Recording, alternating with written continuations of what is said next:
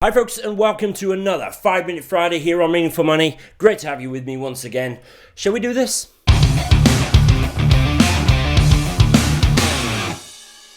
Very weird doing these, sort of batching them, because I have the same shirt on week after week. Perhaps I should think about production values and bring 3 shirts whenever I batch these videos. But anyway, let's answer some serious questions here.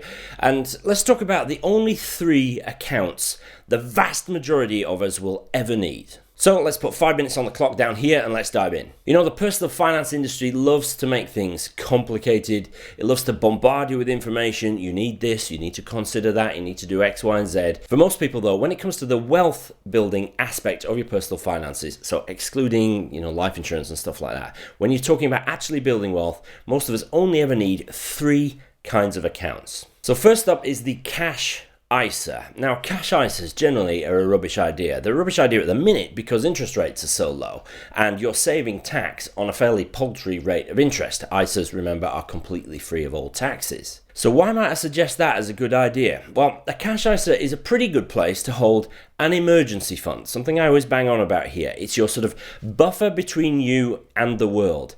It's money you can get at straight away if you need to, if something goes wrong. Car blows up, boiler blows up, or there's some serious thing that you need to dip into and grab hold of £1,000 or so. Rather than put that on a credit card like so many people have to do, if you've got your own resources in an emergency fund of some kind, you can go straight into that, draw the money out, spend it on whatever you need to do, and then concentrate on replacing that fund as soon as you can. Now, there's loads of different kinds of ISAs. What you're after here for an emergency fund is something quickly and easily accessible. It actually doesn't need to be a cash ISA, I have to say, but generally that's as good a place as any to store money for the very, very short term that you might need. Obviously, get the best rate you can, but don't lose too much sleep over it. And don't be one of those folks that's constantly trying to get another £4 per year in interest because you feel like you ought to. To be honest, life's too short for stuff like that. Get the best rate you can, but make sure it's accessible and easy to access as well. Maybe you can do it on an app or something like that. Remember, this part is not about making you money.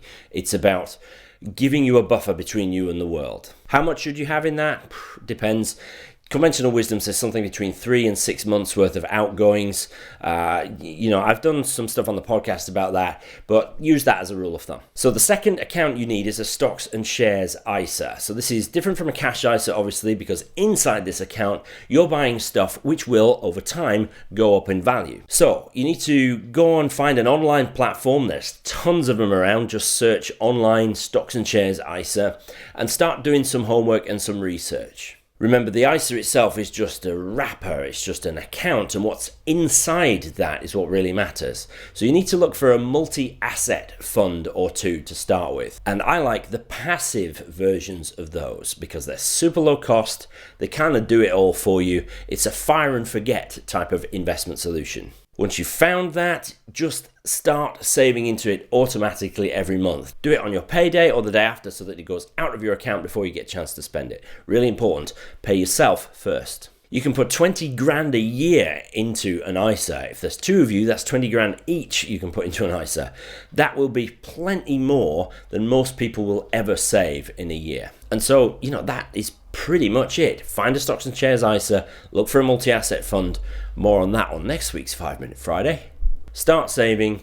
Don't check it too often. Don't obsess about the value of your ISA. You're building wealth, remember, over 20 or 30 years. So what it does this week to the next week doesn't really matter. And the third account you need is a pension. Yes, sounds dull. Really, really not. Probably the most exciting way to save money for the future. If you are employed and there is a workplace pension, just join it. Don't think about it. Don't worry whether it's any good or not. Basically, it's going to be good because you'll get money from the taxman and you'll get money from your employer. That, my friends, is called a no-brainer. Find out how much your employer will match for you and maximize that. So if they will match up to 5%, so if you pay 5% of your salary and they will pay 5%, then do everything you can to hit that 5% contribution so that you can get as much free money out of your boss as you can. Of course, if you're self-employed or there isn't a workplace pension or you don't qualify for one for whatever reason, then you might need to set one up yourself. A simple stakeholder pension is all you really need. Again, there's loads of these around. All the big insurance companies do them. You can get them online as well. Don't get hung up on whether it's a SIP, self-invested personal pension, or whatever. A pension is just a box that you save money into, really, but with some really cool tax benefits. Again, you can find a multi-asset fund to invest in within that. More on that next week. Have I said that already? Yes, I have. But really, that's it.